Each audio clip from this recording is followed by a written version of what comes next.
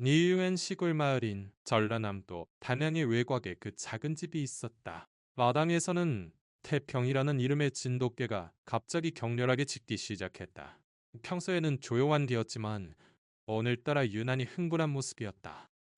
태평이는 마당 한가운데에 주저앉아 무언가를 막으려는 듯 집 안을 향해 으르렁거렸다. 그 표정은 긴장감으로 가득했고 짖을 때마다 목덜미가 선명하게 드러났다. 귀를 쫑긋 세우고 꼬리를 높이 말아 올린 모습은 마치 위험을 감지한 듯했다. 그때 집안에서 큰 소리가 울려 퍼졌다. 으이, 태평아, 무슨 일이냐? 며칠 전까지만 해도 이 집은 평온 그 자체였다. 니일 김석진 씨는 10여 년 전 아내와 사별한 후 혼자 살고 있었다. 외로움이 깊어질 무렵 읍내서의 교실에서 박은주 씨를 만났다. 두 사람 모두 배우자를 잃고 혼자 사는 처지라 금세 마음이 통했다. 같은 아픔을 이해해주는 사람과의 만남은 무엇과도 바꿀 수 없는 보물이었다. 석진 씨는 젊은 시절부터 꾸준히 농사를 지어 제법 재산을 모았다. 논 다섯 마지기, 밭두 마시기, 그리고 마당 딸린 멋진 교화지. 응? 집 뒤에는 작은 텃밭이 있어 상추와 깻잎, 고추, 배추 등이 자라고 있었다. 마당 한쪽에는 감나무와 유자나무가 있어 가을이면 탐스러운 열매가 열렸다. 음, 두 딸은 각자 결혼해서 독립했다. 큰딸은 공무원 남편과 두 아이를 키우며 서울에서 살고 있었고, 작은 딸은 사업가 남편과 부산에 가정을 꾸리고 있었다. 딸들의 연락은 명절이나 제사 때뿐. 평소에는 거의 소식이 없었다. 석진 씨는 넓은 집에서 혼자 사는 것에 점차 외로움을 느끼기 시작했다. 특히 밤에 장막이 내리면 정적이 뼈에 사무쳤다. 한편 은주 씨는 연금으로 생활하며 읍내의 작은 오피스텔에 살고 있었다. 남편과 사별한 지 7년. 자식이 없었기에 그 외로움은 더욱 깊었다. 남편이 남긴 얼마 안 되는 저축과 연금으로 살고 있었지만 혼자 있는 시간이 길어질수록 마음속에 뻥 뚫린 구멍은 커져만 갔다. 그런 와중에 서해 교실에서 석진 씨를 만난 것은 큰 기쁨이었다. 서해 교실에서 만난 두 사람은 서로의 외로움을 달래주는 마음의 버팀목이 되었다. 석진 씨, 글씨가 참 있고 멋지네요. 먼저 말을 건 것은 은주 씨였다. 넌 석진 씨가 쓰는 글씨는 힘차면서도 단정했다. 아닙니다. 배우기 시작한 지 얼마 안 됐어요. 아내가 살아있을 때 같이 배우자고 했었는데, 그때는 바빠서. 시간이 생긴 이제야 시작하게 됐습니다. 석진 씨는 겸손하게 답했다. 저도 그래요. 남편이 살아있을 때는 이런 시간을 갖지 못했죠. 이제야 하고 싶었던 것들을 조금씩 하고 있답니다. 그날부터 두 사람은 교실이 끝나면 함께 차를 마시며 이야기를 나누게 되었다.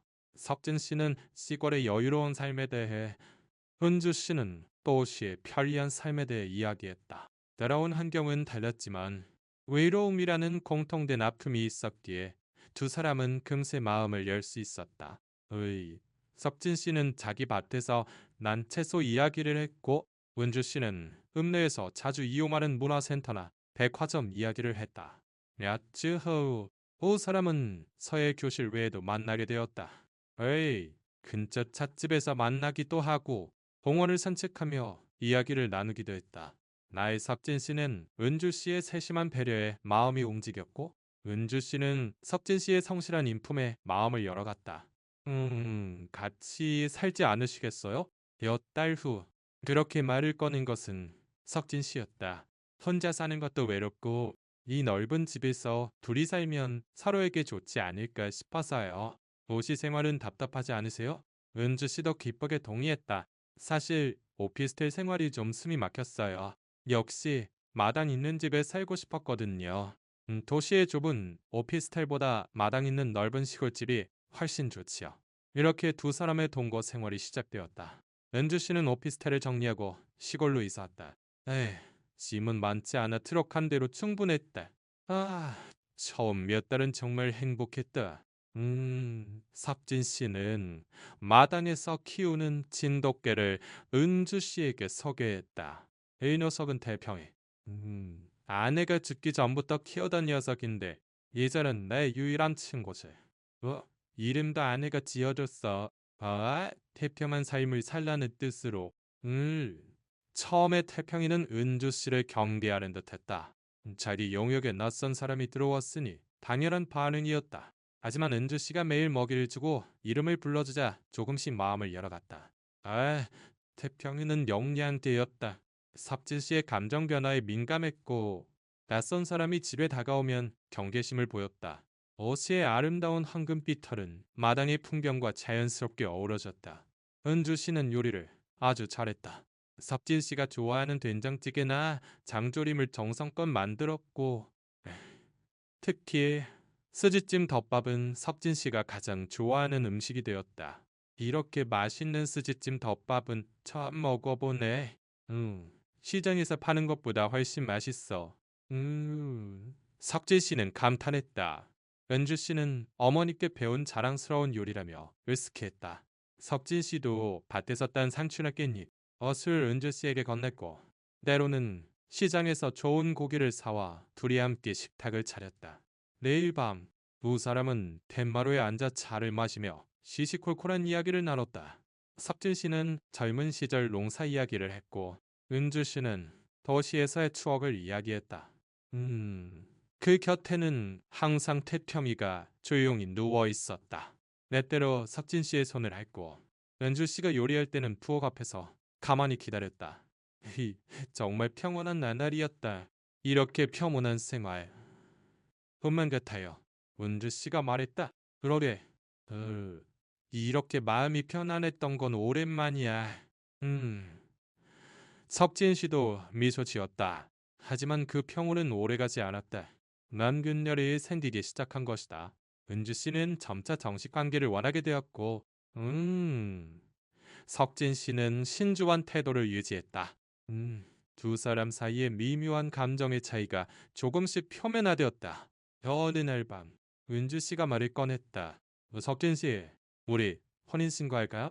은주 씨의 목소리에는 절실함이 묻어 있었다.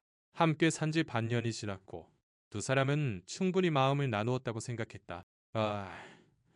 석진 씨는 한동안 침묵했다. 언젠가 들을 것이라 예상했던 질문이었지만 막상 직접 들으니 마음이 복잡해졌다.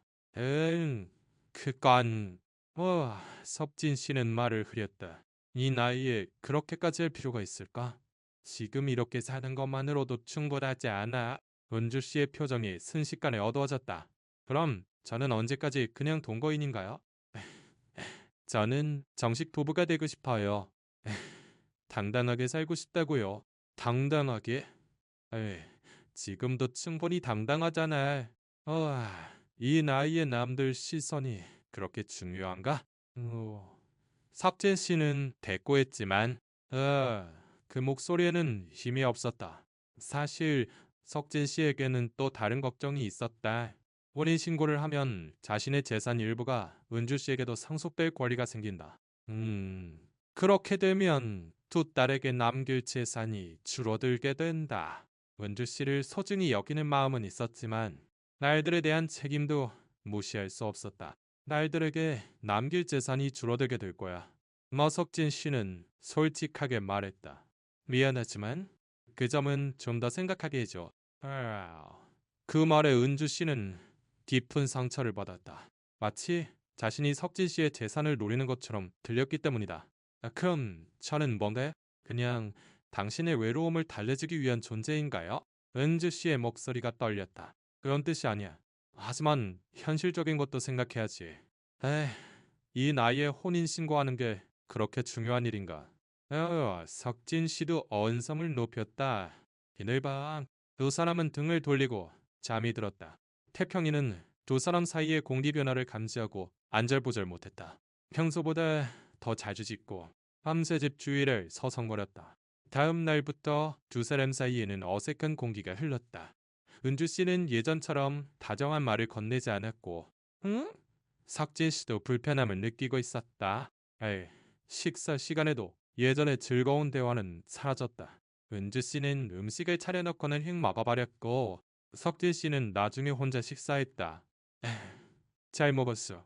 석진 씨가 말해도 은주 씨는 말없이 그릇을 치울 뿐이었다. 며칠 후 상황은 더욱 악화되었다. 은주 씨는 석진 씨와의 대화를 피했고, 석진 씨도 어찌할 바를 몰라 답답해했다. 둘이 함께 보내는 저녁 시간도 없어졌다.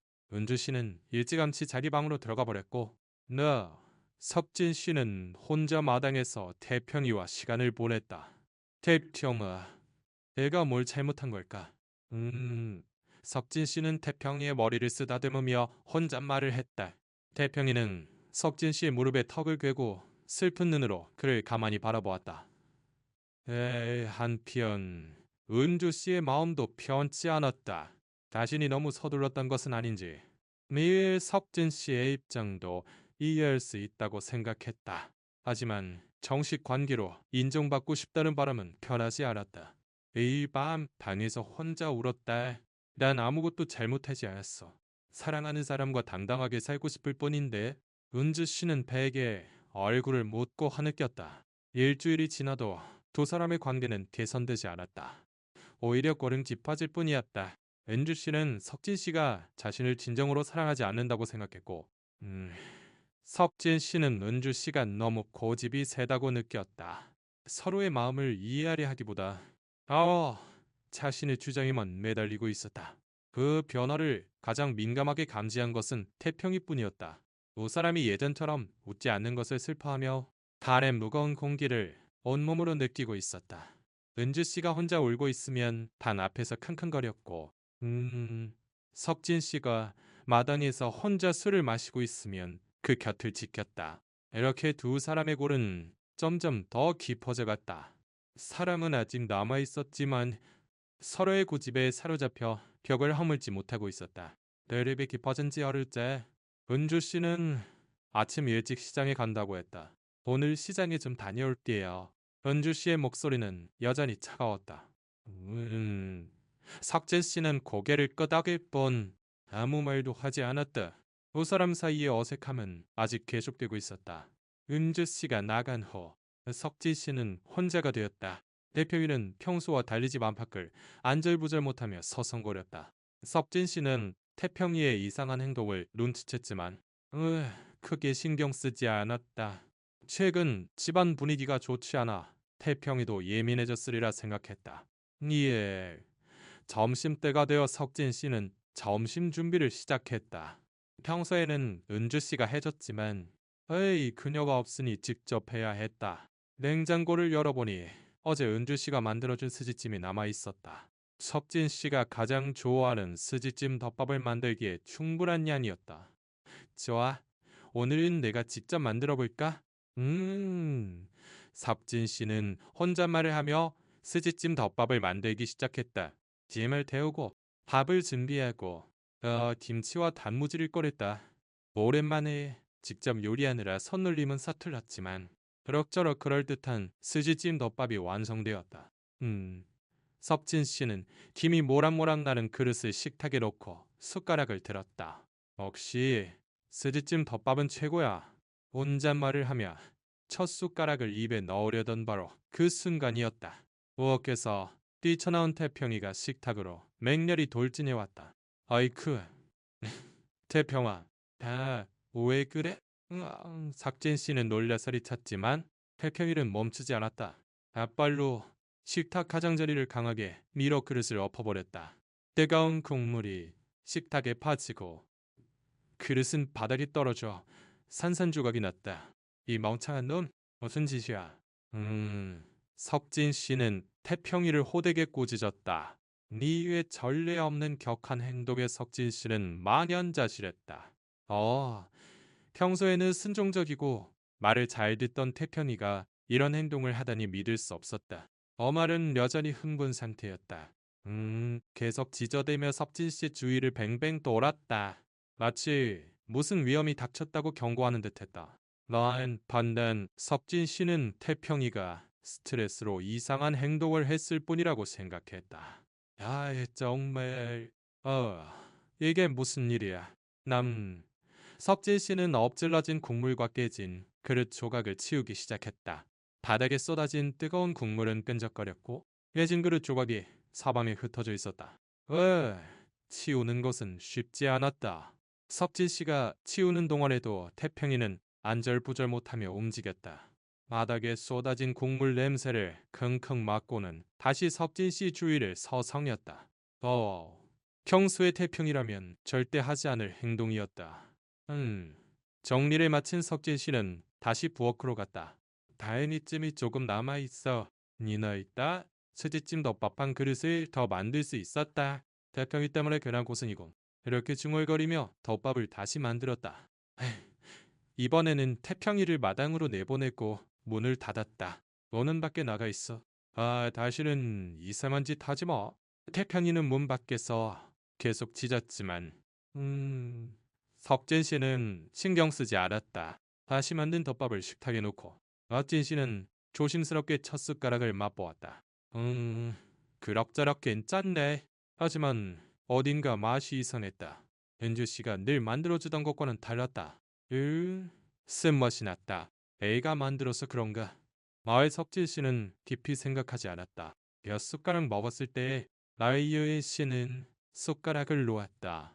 약간의 메스꺼움과 현기증이 느껴졌다. 오늘 몸이 안 좋은가? 혼잣말을 하며 물 한 잔을 마셨다. 그때 문득 부엌 싱크대 아래에서 무언가 반짝이는 것이 보였다. 궁금해서 다가가 보니 약이 든 작은 봉지가 떨어져 있었다. 석진 씨는 그 봉지를 집어들었다. 안에는 자신이 늘 먹는 당뇨약과는 전혀 다른 흰색 알약이 들어있었다. 이게 뭐지? 석진 씨는 약봉지를 뚫어지게 쳐다보았다. 분명히 자신의 당뇨약이 아니었다. 모양도 크기도 달랐다. 게다가 석진 씨는 약을 부엌해두는 일이 없었다. 항상 침실 서랍에 넣어두었다. 누가 이런 곳에 약을? 불길한 예감이 석진 씨의 머리를 스쳤다. 설마 누군가 내 음식에 이상한 약을? 하지만 이 집에 있는 사람은 자신과 은주 씨뿐이다. 마음껏 가운데에 약봉지를 쥔 채 그대로 서 있었다. 문득 태평이의 이상한 행동이 머리에 떠올랐다. 태평이가 덮밥을 엎고 안절부절 못하며 계속 짖었던 것. 어쩌면 태평이는 무언가를 감지했던 것일까? 설마 그럴 리가. 석진 씨는 자신도 모르게 중얼거렸다. 하지만 생각해보니 은주 씨가 시장에 간 것도 이상했다. 평소보다 시간이 빨랐고 언제 돌아올지도 말하지 않았다.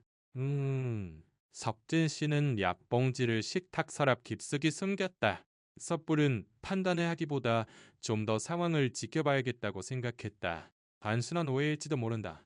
하지만 마음속 깊은 곳에서는 불신감이 뿌리를 내리기 시작했다. 마당에서는 태평이가 아직도 짖고 있었다. 석진 씨는 문을 열고 태평이를 집 안으로 들였다. 태평아, 너는 무언가 알고 있는 거냐? 태평이는 석진 씨를 올려다보며 낑낑거렸다. 무언가 호소하는 듯했다. 석진 씨는 태평이의 머리를 쓰다듬었다. 고맙다. 태평아, 네가 나를 지켜준 거구나. 이때 석진 씨는 비로소 태평이의 행동의 의미를 이해하기 시작했다. 태평이는 위험을 감지하고 자신을 구해준 것이었다. 저녁이 되어 은주 씨가 돌아왔다. 시장에서 사온 채소와 과일을 손에 들고 평소와 다름없는 표정이다. 다녀왔어요. 그녀는 그렇게 짧게 인사하고 부엌으로 향했다. 석진 씨는 복잡한 심정으로 은주 씨를 바라보았다. 정말 은주 씨가 그런 짓을? 아직 확신은 없었지만 의심의 씨앗은 마음에 심어졌다. 은주 씨가 부엌에서 저녁 준비를 하는 동안 만나무의 나날 석진 씨는 거실에서 불안한 마음으로 그 모습을 눈으로 쫓았다. 아무 일 없었다는 듯 요리하는 은주 씨의 모습은 리세연 과연 진실일까? 낮의 일은 그저 우연이었을까? 아니면 정말 무언가 꾸며진 일이었을까? 석진 씨의 머릿속은 온갖 생각으로 가득 찼다. 태평이는 석진 씨의 발치에서 조용히 있었지만 역시 불안한 모습이었다. 때때로 은주 씨가 있는 부엌 쪽을 보며 띵띵거렸고 평소보다 예민하게 반응했다. 석진 씨는 태평이의 그 행동을 보고 더욱 확신을 굳혔다. 동물은 사람보다 위험에 민감하다고 하지 않던가. 저녁 준비 다 됐어요. 은주 씨는 식탁에 음식을 차려놓았다. 생선구이와 몇 가지 나물, 평소와 다름없는 푸짐한 저녁 사이다. 석진 씨는 조심스럽게 식탁에 앉았다. 은주 씨도 맞은편에 앉아 식사를 시작했다. 두 사람 사이에는 여전히 어색한 침묵이 흘렀다. 며칠 전까지만 해도 식사 시간은 하루 중 가장 즐거운 시간이었는데 이제는 서로를 떠보는 시간이 되어버렸다. 오늘 시장에서 뭐 샀어? 석진 씨는 조심스럽게 물었다. 별거 없어요. 채소랑 과일 조금. 은주 씨는 짧게 대답했다. 예전처럼 시장에서 있었던 일이나 누구를 만났는지, 싸게 산 특별한 물건에 대해 자세히 이야기하지 않았다. 석진 씨는 은주 씨의 그 대답에서 어딘가 위화감을 느꼈다. 그러고 보니 약국에는 안 들렀어? 에이. 석진 씨는 더욱 조심스럽게 물었다. 은주 씨의 손이 멈칫했다. 약국이요? 아니요, 안 들었는데요. 우와, 그녀의 목소리는 조금 상기되어 있었다. 아니, 그냥 왜 당뇨액이 떨어져 가는 것 같아서. 석진 씨는 최대한 자연스럽게 그렇게 대답했다. 하지만 은주 씨의 반응을 놓치지 않았다. 아마 그래요? 에이, 그럼 다음에 같이 사러 가요. 은주 씨는 평소의 말투로 돌아왔지만 석진 씨는 그녀의 첫 당황한 표정을 기억하고 있었다. 식사 후 어석진 씨는 산책하러 간다며 태평이를 데리고 집을 나섰다. 진짜 목적은 읍내 약국에 가는 것이었다. 은주 씨가 정말 약국에 들렀는지 확인하고 싶었다. 읍내 약국은 집에서 걸어서 10분 정도 거리에 있었다. 나 석진 씨는 태평이와 함께 천천히 걸었다. 밤이라 인적은 드물고 조용했다. 약국에 도착하니 다행히 아직 가게 문이 열려 있었다. 나이너의 석진 어르신. 안녕하세요. 약사가 상냥하게 인사했다. 오랜 단골이라 안면이 있었다. 안녕하시오. 당뇨약 좀 받으러 왔소. 네, 석진 씨가 말했다. 네네, 잠시만 기다리세요. 약사는 선반에서 약을 꺼내며 말했다. 그러고 보니 오늘 낮에 사모님께서 다녀가셨어요. 석진 씨의 심장이 콩 내려앉았다. 집사람이 뭘 사갔소? 무슨 특별한 약을 찾으시더라고요. 수면제요. 불면증이 심하시다면서. 이 약사는 아무렇지 않게 대답했다. 맨날 반개. 받은 듯이 은주 씨는 수면제를 샀다. 게다가 그것을 자신에게 숨기고 있었던 것이다. 수면제라니. 네, 그런데 처방전이 없으면 강한 건 못 드리니까. 음, 시중에서 파는 약한 것만 많이는 못 팔아서 조금만 드렸어요. 삭제 씨는 더 이상 아무것도 물을 수 없었다. 이미 충분했다. 당뇨약을 받고 약국을 나왔다. 태평이는 석진 씨의 달라진 기색을 알아채고 조용히 뒤를 따랐다. 돌아오는 뒤 석진 씨의 마음은 무거웠다. 은주 씨가 자신의 음식에 수면제를 넣으려 한 것은 거의 틀림없었다. 하지만 왜 그런 짓에 자신을 해치고 싶었던 걸까? 아니면 뭔가 다른 이유가 있는 걸까? 집에 돌아오니 은주 씨는 이미 자기 방에 들어가 있었다. 너나요. 레네다 코닛을 깊은 생각에 잠겼다. 태평이가 석진 씨 바로 옆에 바싹붙어 앉아 있었다. 마치 석진 씨를 지키려는 듯했다. 태평아, 네가 없었다면 큰일 날 뻔했다. 석진 씨는 태평이의 머리를 쓰다듬으며 말했다. 나의 틈이는 석진 씨의 손을 핥으며 조용히 꼬리를 흔들었다. 그날 밤, 석진 씨는 잠을 이루지 못했다. 은주 씨에 대한 실망과 배신감, 그리고 태평이에 대한 고마움이 뒤섞여 복잡한 감정의 소용돌이에 휩싸였다. 은주 씨를 아직 사랑하는 마음은 있었지만 이런 일이 있고서야 그냥 넘어갈 수는 없었다. 다음 날 아침, 석진 씨는 일찍 일어나 태평이와 시간을 보냈다. 은주 씨는 평소보다 늦게 일어나 아침 식사를 준비하며 석진 씨의 눈치를 살폈다. 자신이 한 일이 들키지 않았을까 걱정하는 듯했다. 아침 드세요. 은주 씨는 조심스럽게 말했다. 석진 씨는 식탁에 앉았지만 없기 전에 은주 씨를 똑바로 쳐다보았다. 은주 씨, 어제 약국에 갔었죠? 은주 씨의 얼굴이 하얗게 질렸다. 약국요. 아류, 안 갔어요. 약사님께 직접 들었어. 수면제를 샀다고. 석진 씨의 목소리는 차분했지만 단호했다. 은주 씨는 더 이상 변명할 수 없었다. 고개를 쓰리고 우와 두 손을 만지작거렸다. 그래서 왜 그런 짓을 했어? 석진 씨는 화를 내기보다 진실을 알고 싶다는 마음으로 조용히 물었다. 은주 씨는 오랫동안 침묵했다. 그 눈에서 굵은 눈물바물이 떨어졌다. 자신이 한 일의 중대함을 비로소 깨닫기 시작한 듯했다.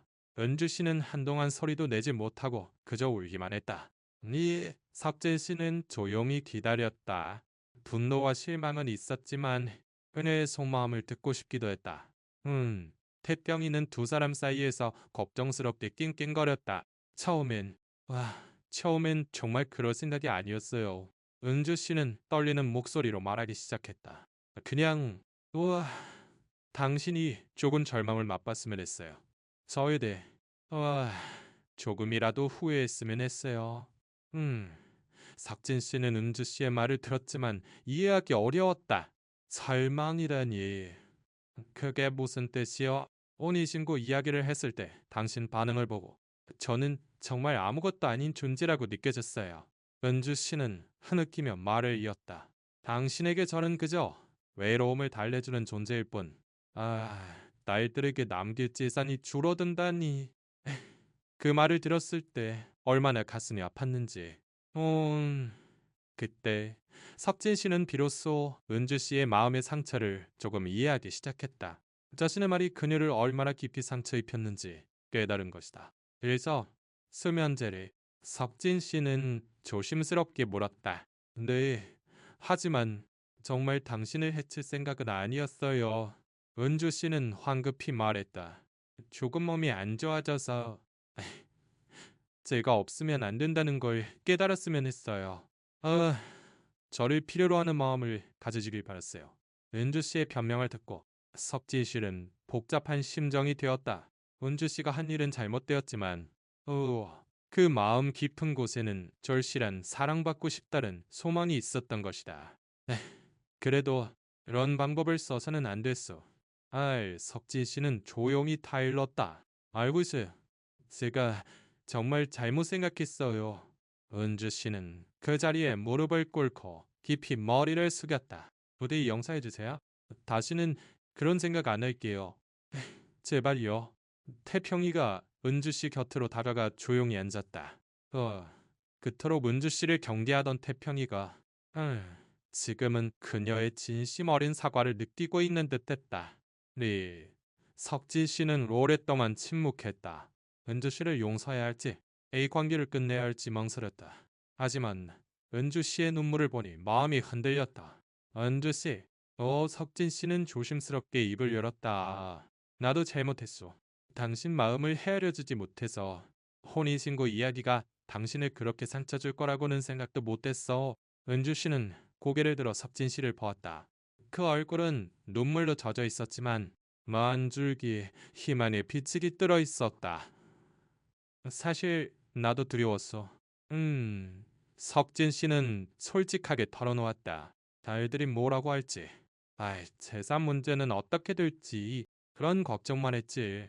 하지만 가장 중요한 건 당신 마음이었는데 내가 그걸 놓치고 있었던 거야. 석진 씨는 잠시 말을 멈추고 이었다. 그리고 나도 이제 당신 없이는 못 살겠다고 깨달았어. 그 스지찜 덮밥을 태평이가 엎었을 때 만약 그걸 다 먹었더라면 어땠을까 생각하면 정말 소름이 끼쳐. 은주 씨는 다시 울기 시작했다. 이번에는 후회와 감사의 눈물이었다. 태평이가 나를 구해준 거야. 석진 씨는 태평이를 보며 말했다. 저 녀석이 없었으면 큰일 날 뻔했어. 은주 씨도 태평이를 보았다. 태평아, 고마워. 정말 고마워. 태평이는 은주 씨의 손을 살짝 핥았다. 마치 그녀를 용서하는 듯했다. 은주 씨, 앞으로는 다시는 이런 일 없도록 합시다. 에이, 석진 씨는 진지한 어조로 말했다. 솔직하게 이야기하자고.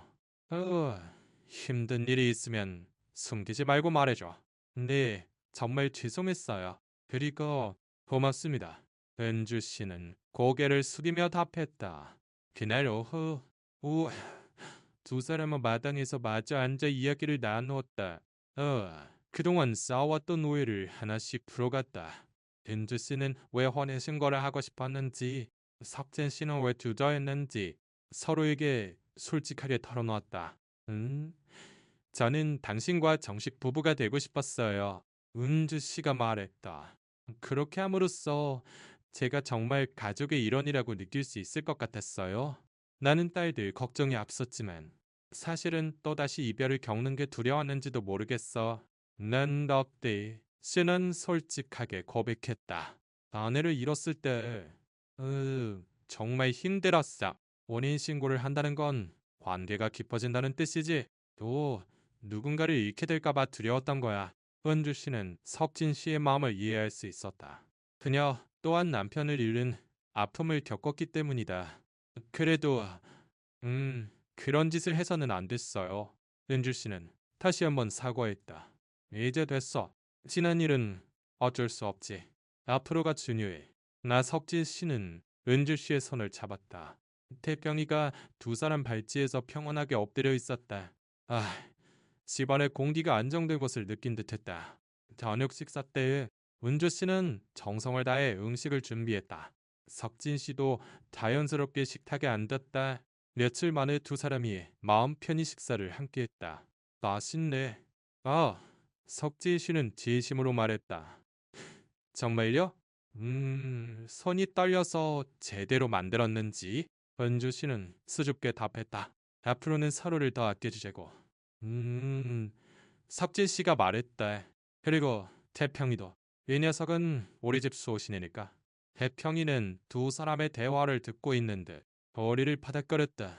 집안의 평화가 돌아온 것을 누구보다 기뻐하는 것은 태평이일지도 모른다. 그날 밤, 석진 씨는 며칠 만에 깊은 잠에 빠졌다.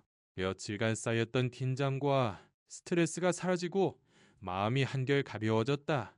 은주 씨도 마찬가지였다.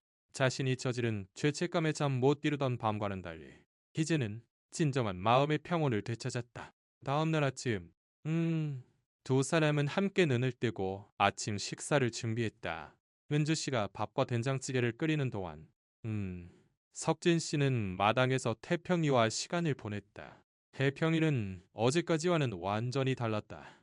의심은 사라지고 평소의 온화한 표정으로 돌아와 있었다. 태평아, 정말 고맙다. 석진 씨는 태평이의 머리를 쓰다듬으며 말했다. 네가 없었으면 어쩔 뻔했냐. 네 탕이는 석진 씨의 몸에 기대며 기쁘게 꼬리를 흔들었다. 자신이 한 일을 자랑스러워하는 듯했다. 아침 식사 후, 석진 씨는 한 가지 큰 결심을 했다. 그동안 미뤄왔던 문제, 마침표를 찍을 때가 온 것 같았다. 앤드 씨, 오늘 같이 갈 곳이 있어. 석진 씨가 말했다. 어디를요? 은주 씨는 의아해하며 물었다. 동등사무소 위원장을 다시 쓰려고. 은주 씨는 놀랐다. 유원장이요? 왜 갑자기? 나는 우리가 함께 산 시간을 제대로 형태로 남기고 싶소. 혼인신고는 안 하더라도 당신 몫은 있어야지. 석진 씨는 진지한 어조로 말했다. 은주 씨의 눈에 다시 눈물이 고였다. 하지만 따님들이 뭐라고. 내가 설득할 거야. 아이들도 이해해 줄 거야. 석진 씨는 자신감 넘치는 목소리로 답했다. 사실 석진 씨는 어젯밤 내내 생각했다. 은주 씨의 행동은 잘못되었지만 그 근저에는 인정받고 싶다는 절실한 소망이 있었다는 것을 이해했다. 그리고 자신도 은주 씨를 진정한 가족으로 생각하고 있다는 것을 깨달은 것이다. 공등사무소로 가는 길, 두 사람은 오랜만에 마음 터놓고 이야기했다. 태병이도 함께 따라와. 평소처럼 두 사람 사이를 즐겁게 오갔다. 태평이는 정말 영리하네요. 은주 씨는 태평이를 보며 말했다. 사람보다 위험을 감지하는 능력이 있나 봐요. 그러게. 이제 보니 태평이야말로 우리 집 수호신이야. 석진 씨는 웃으며 답했다. 공중사무소에서 석진 씨는 유원장을 다시 썼다. 재산의 일부를 은주 씨에게 남긴다고 명시한 것이다. 물론 대부분은 두 딸에게 남기지만 그것은 두 사람이 함께 산 시간을 인정하기 위한 석진 씨 나름의 매듭이었다. 정말 괜찮으시겠어요? 은주 씨는 걱정스럽게 물었다. 당연하지. 당신도 우리 가족이니까. 우, 석진 씨는 자신 있게 답했다. 변호사도 두 사람의 관계를 이해하고 적절한 조언을 해주었다. 요즘에는 이런 경우가 많습니다. 혼인신고는 하지 않았어도 사실은 관계로 인정받는 경우가 있으니까요. 돌아오는 길, 마을 석진 씨는 또 다른 결심을 했다. 은주 씨, 딸들에게 연락해서 우리 관계를 정식으로 전하려고 하오. 괜찮을까요? 은주 씨는 걱정스러운 얼굴을 했다. 처음에는 놀랄지도 모르지만 결국에는 이해해 줄 거야. 내가 행복하게 사는 걸 바랄 테니까. 그날 밤 석진 씨는 먼저 큰딸에게 전화를 걸었다. 아버지, 무슨 일이세요? 아, 큰딸은 밝은 목소리로 말했다. 할 얘기가 있다. 아빠한테 지금 같이 사는 사람이 있어. 전화기 넘어가 순간 조용해졌다. 네, 같이 사는 사람이요. 그래, 아근주 씨라는 아주 좋은 분이다. 혼자 외롭게 지내던 아빠를 여러모로 도와주고 있단다. 큰딸은 처음에는 당황했지만 아버지의 목소리에서 행복한 기운을 느꼈다. 아버지가 즐거우시면 저희도 기뻐요.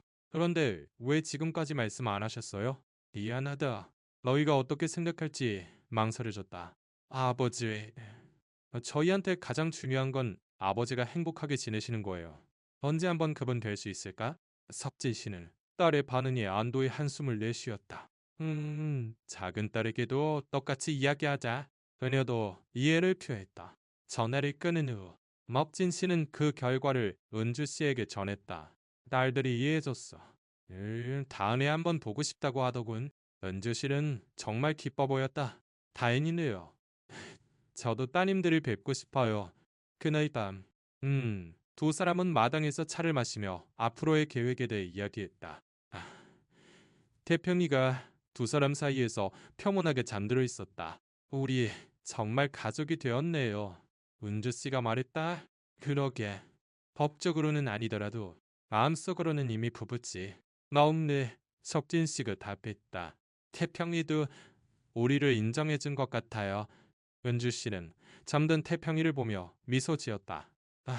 태평이가 우리 관계의 증인이네요. 아이산 우리를 지켜봐 줄 거예요. 두 사람은 그날 밤늦게까지 이야기를 나누었다. 그동안 쌓여왔던 감정들을 모두 쏟아내고 서로를 더 깊이 이해했다. 위기는 두 사람을 더욱 강하게 묶어주었다. 며칠 후 두 사람의 관계는 이전보다 훨씬 더 단단해졌다. 함께 어려움을 극복하면서 서로에 대한 신뢰는 더욱 깊어졌다. 석진 씨가 은주 씨를 향하는 시선은 변했고 은주 씨 또한 석진 씨에 대한 감사함과 미안함을 가슴에 새겼다. 그리고 무엇보다 두 사람의 태평이에 대한 애정은 완전히 다른 것이 되어 있었다. 이전에는 그저 애완동물로 보았지만 이제는 진정한 가족의 일원으로 대하고 있었다. 태평이가 보여준 충성심과 영리함에 두 사람은 진심으로 감동했다. 태평아, 이리 와. 석진 씨는 태평이를 불러안았다. 너 정말 대단하다. 어떻게 그런 걸 알았을까? 태평이는 석진 씨의 품에서 기쁘게 꼬리를 흔들었다. 평소보다 더 많은 관심과 애정을 받으며 행복해 보였다. 은주 씨의 태평이에 대한 마음도 완전히 변했다. 태평아, 내가 잘못했어. 고마워. 은주 씨는 그렇게 말하며 태평이에게 특별히 맛있는 간식을 주었다. 태평이는 은주 씨의 손에서 간식을 받아 먹으며 이제는 아무런 경계심 없이 그녀를 받아들이고 있었다. 어느 날 오후, 석진 씨는 마당에서 태평이와 시간을 보내며 깊은 생각에 잠겨 있었다. 지난 며칠간의 일을 돌아보며 정말 많은 것을 깨달았다. 무심코 지나쳤던 존재가 위기의 순간에 가장 중요한 역할을 해준 것이다. 태평아, 내가 너를 얕봤는지도 모르겠다. 석진 씨는 태평이의 머리를 쓰다듬으며 말했다. 앞으로는 너를 가족의 일원으로 대할게. 태평이는 석진 씨의 말을 이해한 듯 고개를 끄덕였다. 그는 사람의 감정을 이해한다고 하지만 태평이에게는 특별한 능력이 있는지도 모른다. 어이, 그날 저녁은 새로운 가족 3명이 식탁에 둘러앉았다. 어이, 태평이에게도 식탁 옆에 전용 자리가 마련되었고, 특별한 식사가 주어졌다. 이제 태평이는 그저 애완동물이 아니라 진정한 가족의 일원이었다. 우리 정말 가족이 됐네요. 은주 씨는 행복한 얼굴로 말했다. 그러게, 태평이까지 새로운 가족이야. 섭질 씨는 웃으며 답했다. 태평이는 두 사람의 대화를 듣고 있는 듯 힘차게 꼬리를 흔들었다. 네 집안의 분위기에 변화를 누구보다 잘 느끼고 있었다. 며칠 후, 석진 씨의 큰딸이 남편과 아이들을 데리고 집을 찾아왔다. 은주 씨를 만나고 싶다고 미리 연락이 왔었다. 아버지, 안녕하세요. 큰딸이 밝게 인사했다. 잘 왔다. 손주들도 많이 컸구나. 석진 씨는 손주들을 보며 눈을 가늘게 떴다. 은주 씨는 석진 씨의 가족과 처음 만나는 것에 매우 긴장했다. 처음 뵙겠습니다. 은주라고 합니다. 그녀는 정중하게 인사했다. 처음 뵙겠습니다. 아버지가 항상 신세지고 있습니다. 큰딸도 정중하게 응했다. 처음에는 조금 어색했지만 대화는 점차 자연스럽게 이어졌다. 은주 씨가 정성껏 준비한 식사에 큰딸은 그녀의 세심한 배려를 느끼고 감동했다. 아버지가 무척 건강해 보이세요. 큰딸이 은주 씨에게 말했다. 이분 덕분이야. 아니에요. 저도 석진 씨께 많이 의지하고 있답니다. 은주 씨는 겸손하게 답했다. 손주들은 금세 태평이와 친해졌다. 태평이도 아이들을 좋아하는지 함께 뛰어다니며 놀았다. 할아버지, 이 강아지 이름이 뭐예요? 손재가 물었다. 태평이야. 할아버지의 소중한 친구란다. 은주 씨가 자랑스럽게 답했다. 내 평이는 할아버지랑 할머니를 지켜준 소신이야. 은주 씨가 덧붙였다. 큰딸은 아버지와 은주 씨, 그리고 태평이가 다정하게 지내는 모습을 보고 안심했다. 아버지는 정말 행복해 보였다. 아버지가 건강하게 지내시는 걸 보니 정말 마음이 놓여요. 큰딸은 헤어질 때 말했다. 고맙다. 너희가 이해해줘서 정말 감사하다. 석진 씨는 진심으로 고마움을 표했다. 가족이 돌아간 후 새로운 작은 가족은 다시 평온한 일상으로 돌아왔다. 하지만 그것은 이전과는 완전히 다른 아, 서로를 더욱 소중히 여기고 사소한 것에 감사하는 나날이었다. 계절이 돌아가을이 찾아왔다. 마당의 감나무에는 주황빛 열매가 탐스럽게 열렸고 이유자나무도 통통한 열매를 맺었다. 섭재씨와 은주씨 그리고 태평이는 시련을 완전히 극복하고 더욱 평온한 나날을 보내고 있었다. 이제 태평이는 이 집에서 가장 소중한 존재가 되어 있었다. 매일 아침 섭진씨를 깨우고 은주씨가 요리하면 부엌 앞에서 지켜보고 밤에는 두 사람과 함께 마당에서 시간을 보냈다. 더 이상 단순한 애완동물이 아니라 진정한 가족의 일원이었다. 태평아, 오늘도 고맙다. 매석진 씨는 매일 아침 태평이에게 인사했다. 태평이는 꼬리를 흔들며 망! 하고 대답했다. 은주 씨의 태평이에 대한 애정도 완전히 변했다. 우리 태평이는 정말 영리해. 그녀는 정성껏 돌보며 특별한 간식을 주었다. 그녀의 마음속에서 태평이는 생명의 은인이었다. 어느 날 오후 마을 이장님이 찾아왔다. 석진 씨, 안녕하시오. 아이쿠, 이장님, 무슨 일이십니까? 석진 씨는 반갑게 맞이했다. 실은 부탁이 있어서 왔소. 요즘 마을에 좀도둑이 들어서 골치인데 하룻밤만 태평이를 빌려줄 수 있겠어? 말을 석진 씨는 조금 망설였다. 태평이를 다른 곳에 보내는 것이 걱정되었다. 하지만 마을을 위한 일이라면 좋다고 생각했다. 태평이가 도둑을 잡을 수 있을까요? 은주 씨는 걱정스럽게 물었다. 이 개는 영리하오. 낯선 사람은 금방 알아볼 테니. 기장님은 태평이를 보며 말했다. 내석진 씨는 태평이를 보았다. 태평아, 마을을 지켜주겠니? 태평이는 고개를 끄덕이는 것처럼 보였다. 결국 태평이는 하룻밤 동안 마을 야경을 돕기로 했다. 석진 씨와 은주 씨는 걱정했지만 태평이라면 할 수 있을 거라고 믿었다. 그날 밤 아니나 다를까 도둑이 나타났다. 넌넌카레. 마을 사람들이 달려와 도둑을 잡았다. 와, 태평이의 곰이었다. 태평이는 정말 대단해.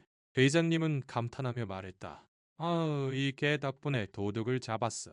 다음 날 아침 날 평이가 집에 돌아오자 석진 씨와 은주 씨는 자랑스러웠다. 우리 태평이가 마을의 영웅이 됐구나. 난고 석진 씨는 태평이를 끌어안고 말했다. 마을에서는 태평이 이야기가 화제가 되었다. 석진 씨의 집을 구한 이야기, 그리고 마을의 도둑을 잡은 이야기. 태평이는 이제 마을의 인기 스타가 되어 있었다. 신기한 일이야. 태평이가 저렇게 영리할 줄이야. 마을 사람들은 입을 모아 칭찬했다. 우리 태평이는 특별합니다. 석진 씨는 자랑스럽게 답했다. 야쯔후. 에이와 이번에는 작은 딸이 가족을 데리고 놀러 왔다. 큰언니에게서 은주 씨 이야기를 많이 들어서 궁금했던 것이다. 아버지, 와, 정말 건강해 보이시네요. 와, 작은 딸은 석진 씨를 보며 말했다. 은주 씨 덕분이다. 정말 좋은 분이야. 석진 씨는 은주 씨를 소개했다. 작은 딸도 금세 은주 씨와 마음이 통했다. 그녀의 따뜻한 인품과 아버지에 대한 진실한 마음이 전해졌기 때문이다. 태평이는 어디 있어요? 작은 딸의 아이들이 물었다. 태평이는 우리 집 소신이야. 석진 씨는 자랑스럽게 말하며 태평이를 불렀다. 태평이가 나타나자 아이들은 호기심 가득한 눈으로 바라보았다. 정말 똑똑해 보여요. 이 아이가 할아버지랑 할머니를 지켜줬단다. 은주 씨가 아이들에게 설명했다. 그날 밤 온 가족이 식탁에 둘러앉았다. 네 태평이도 특별석에 앉아 가족 단란의 시간을 함께했다. 그것은 정말 완벽한 가족의 모습이었다. 아버지, 정말 행복해 보이세요. 작은 딸은 진심으로 말했다. 그래, 정말 행복하다. 은주 씨와 태평이도 있고 더 바랄 게 없다. 석진 씨는 만족스럽게 답했다. 가족이 돌아간 후, 새로운 작은 가족은 다시 평소의 일상으로 돌아왔다. 하지만 그것은 이전과는 완전히 다른 네이오 서로를 더욱 소중히 여기고 사소한 것에도 감사하는 의미 있는 나날이었다. 태평아, 너는 그냥 개가 아니야. 우리 집 소신이다. 석진 씨는 태평이를 보며 말했다. 태평이는 석진 씨의 말을 이해한 듯 힘차게 꼬리를 흔들었다. 그러게요. 태평이가 없었다면 우리가 지금 이렇게 행복하게 살 수 있었을까요? 은주 씨도 태평이를 쓰다듬으며 말했다. 그날 밤 새로운 가족은 마당에 앉아 별을 바라보았다. 가을 밤하늘에는 유난히 밝은 별이 반짝이고 있었다. 앞으로도 이렇게 평온하게 살 수 있을까요? 은주 씨가 말했다. 물론이고 말고. 태평이가 우리를 지켜줄 테니까. 석진 씨는 신뢰에 찬 목소리로 답했다. 태평이는 두 사람 사이에서 평온하게 엎드려 있었다. 마치 이 가족을 영원히 지켜주겠다고 약속하는 듯했다. 결국 두 사람은 혼인신고를 하지 않았지만 새로운 가족의 유대는 어떤 법적인 결속보다 강한 것이 되어 있었다. 어려움을 함께 극복하고 신뢰를 쌓았기 때문이다. 그리고 거기에는 태평이라는 특별한 가족의 존재가 있었다. 석진 씨는 유언장에 은주 씨에 대한 재산 분할을 명시하여 두 사람이 함께 산 시간을 정식으로 인정했다. 무엇보다 두 딸이 그 관계를 받아들이고 축복해 준 것이 가장 큰 선물이었다. 태평아, 넌 이제 우리 집 정식 가족이야. 석진 씨는 태평이를 끌어안고 말했다. 앞으로도 우리를 부탁한다. 태평이는 석진 씨의 품에서 만족스럽게 눈을 감았다. 자신이 이 가족의 둘도 없는 일원이라는 것을 잘 알고 있는 듯했다. 이렇게 석진 씨와 은주 씨 그리고 태평이의 새로운 생활은 시골의 작은 집에서 계속 이어져 갔다.